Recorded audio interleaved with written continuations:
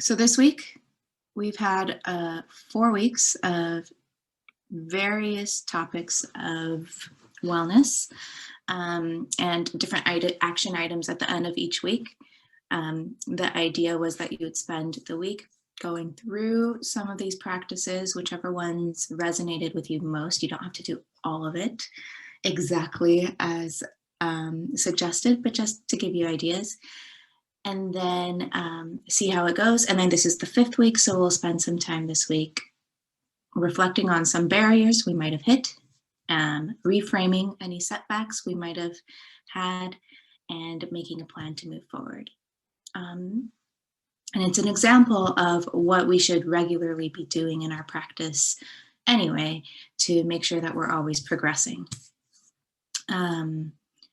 And again, we started off with this, but I'd just like to remind us all that when we're making changes in our life, or when we're trying to make progress in certain directions, we're doing it out of a place of love and respect for ourselves, not out of a place of, I don't like who I am and I want to be different, but more because you value yourself as a created being and a noble being, and that you want to be able to contribute more to your community and your society, and the way you do that is by being your best self as well.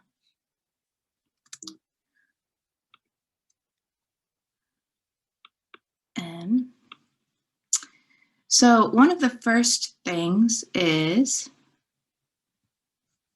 a mindset of changing. I've spoken a lot about routine, but if we change that word or that idea of routine into ritual, it suddenly becomes a lot more of a positive process. Because when we think of routine, we think it's a chore, rather than when we think of a ritual is more an intentional or a ceremonious thing, right? It's the idea that you're about to treat yourself to something very special.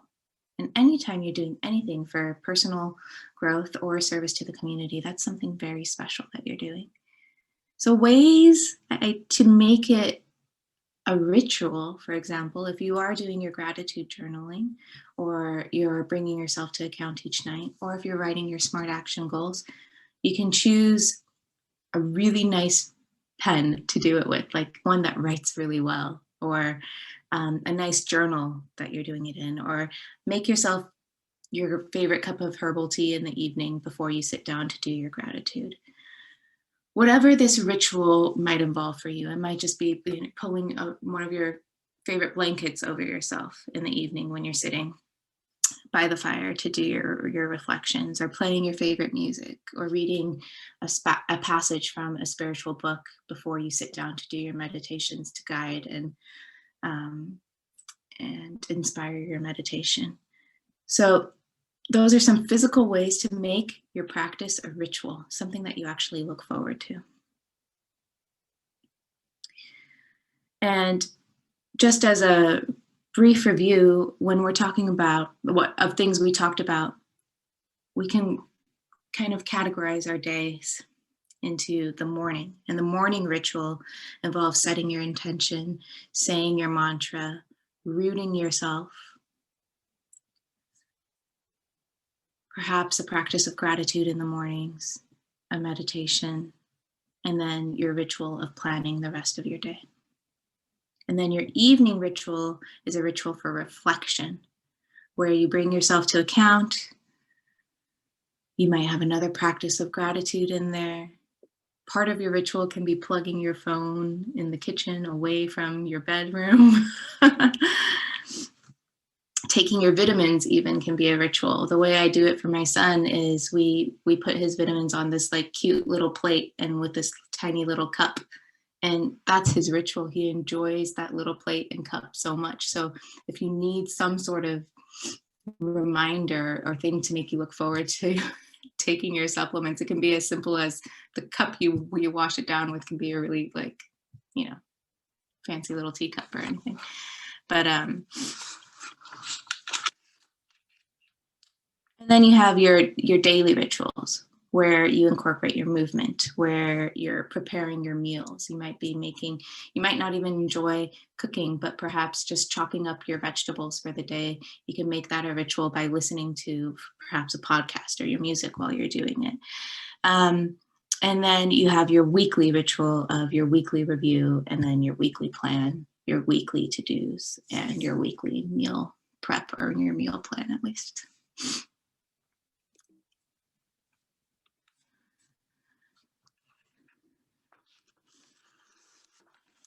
And we're talking about always being in this cycle of action and reflection. Let your set goal and your intention guide you through this cycle. And your plan is your SMART action steps. A lot of times we can tend to skip the SMART action step, but really that's just something you do maybe once a month or once a week at most, is writing these down. And that will push you through to the action. And the action is the follow through on those SMART action steps. And then of course, there's the reflection. And once you've done a proper reflection, you might replan, reset your SMART action steps, and then go back into your action and your follow through. So when I say make SMART action steps, sometimes that can be a little bit intimidating. It can be a barrier for some people, is just setting those SMART action steps, because there's this criteria that they have to be specific and measurable and everything. But remember, that's really just once a month, maybe once a week at most. Okay. There is the action of reflection, and there is the practice of reflection. But for the first month that you're doing this, when you reflect, you don't necessarily always change your plan, because if you're doing that, then you're not actually following through. It's just like, oh, I couldn't do it, so let me change my plan again. And then you're not actually making any progress. When you're reflecting on what can I do to actually make this SMART action step a reality. And then you keep try it for 4 weeks. Then if you're still not meeting that action step, then that's the time where you change your SMART action step, if that makes sense. So you're not always changing your plan. You leave flexibility in the plan. You know that at the end of the month, if the plan's not working, you can change it. But you really try to follow through with what you've set for yourself. And that's why writing it down and reflecting on it every week is essential. And here's a way to reflect. So let's say you've set yourself a SMART action step and you haven't achieved it the first week, or you did it maybe one day and you meant to do it 3 days of the week. Here are some questions, and you can take a screenshot of this because you can use this in your reflective practices, or you can revisit the recording. Probably a screenshot is handier. Of, am I ready to make this change? Rank it on a scale of 1 to 5. Am I capable of making this change?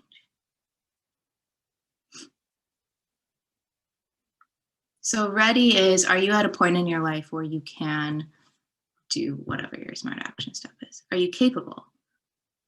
If it's a movement goal, is your SMART action step to run when you've just had knee surgery instead of doing like rehab exercises? Maybe you're not actually capable of that SMART action step and you have to change it. I believe making this change will improve my life. This is key. This is when you go back and you revisit the webinars, or you look up the science behind why is it important to move? Why is it important to make sure I'm balancing my blood sugar? Why is it important to have this gratitude practice? Okay, because when you're looking at the science, when you're looking at the whys, that's when you start to believe, and that's key in making any sort of change in your life. If you don't believe setting an intention is going to give you the filter that you need to prioritize, then you're not going to actually be setting your intention. I have the resources and the opportunities to make this change. So this is making sure you have the time, the wherewith to do it. I have the support to make this change. So maybe you need a little check-in from somebody, or you feel like you need someone to join you on your nutrition plan, but some sort of support to carry you through it. Or I'm in the right environment to make this change. So if your plan for exercise is to go out for a run every day, but it's getting dark at 4 o'clock and the weather is cold and icy, maybe we need to change that for the time being. Okay. Anything that ranks 3 or below on that list, that's when you look at that specifically and you say, okay, how can I make this 3 into a 5? What needs to happen? And that's going to guide you through making and achieving your SMART action steps. Anything that's ranked a 4 or 5 on that list, then you're probably good to go, and that's not the area you need to focus on to make your SMART action step happen. You might have all the support in the world and all the people in the world telling you, yes, you can do this, but if you don't actually believe it's going to make a change in your life, then you don't need more support. You need to go back and do your research as to why you want to make these changes. Okay. Another way to track your progress is to do a wheel of life. And this is what you would do kind of at the end of the month, rather, where you rank, and you can have a different category for each of these areas. And you rank your sense of fulfillment or satisfaction with each of these areas. And before you make your wheel of life, like think about what categories of your life are really there and what is meaningful to you. And then you do the wheel of life. And ideally, you'll have a nice balanced wheel. But if you have an area, this is just an example from the internet, but if you have an area where you feel like you might be lower than you want to be, you're ranking a 6 on spirituality, whereas you want to be like an 8, that's where you would focus on, right? Okay. But the point is that in order to see your progress and be able to reflect on it, you have to keep track of it. And so this is why I encourage you to track yourselves. Either do tick boxes daily or the coffee beans in the jar so you can see your progress, or do the wheel of life and write things down. Because if you're not keeping track of it, when you come to sit down and reflect on it, guaranteed you're not going to actually remember what you did or how you felt, right? And remember that progress isn't necessarily what you've gained, but it's what you've lost. Okay. So if you're looking at gratitude in your thinking, in your reflection, what have I gained by doing this meditation or this gratitude practice? And you're like, I don't know. Think about maybe what you've lost. Maybe you've lost a sense of anxiety or a loss of extra stress, or, a loss of, maybe you've gained a sense of purpose, so it just depends on your perspective. Okay. But the process of tracking is you have your nightly reflections of what did I do well, right? Then you have your weekly review where you write down your weekly wins. So 3 things that you did really well that week, lessons learned. So that's kind of a positive way of looking at what didn't go to plan and what did I learn from it? And then how will I improve next week? Okay. So again, this is another screenshot page where you're writing it down. And where is my, let me show you mine as an example. So I have the weekly pages where I write down my weekly reflections and my gratitude, right? I have my little tick boxes for each week. And then at the end of each week, it's this week's wins. What have I learned? And how will I improve next week, right? And then the week is over. That's the weekly reflection. And then there's the monthly review at the end of each month. So this is my monthly plan, the standard calendar. And then you have the monthly review where you write down your biggest wins. So you can go back and look at your weekly wins, or you might just have a better understanding of your biggest wins at the end of the month. You write them down.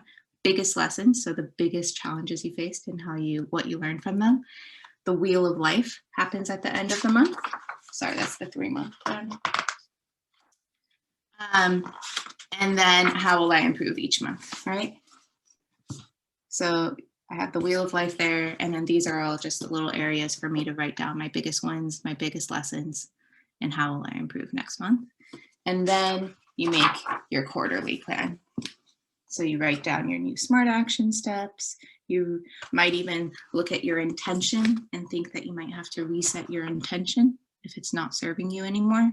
Maybe you've graduated from that intention, or maybe some change has happened in the past month or the past 3 months and you need to reset your intention, okay? And how do we reset our intentions? One is see if you need to reset it. Are you actually using your intention or your mantra or your goal as your filter? And then you can practice one of these writing exercises. And I would encourage you to do this some point this week. One of them is a little bit more morbid than the other, but you can write down your 80th birthday speech, what you would want someone to say about you on your 80th birthday. Or you can write your own eulogy. What would you want someone to read at your funeral, right?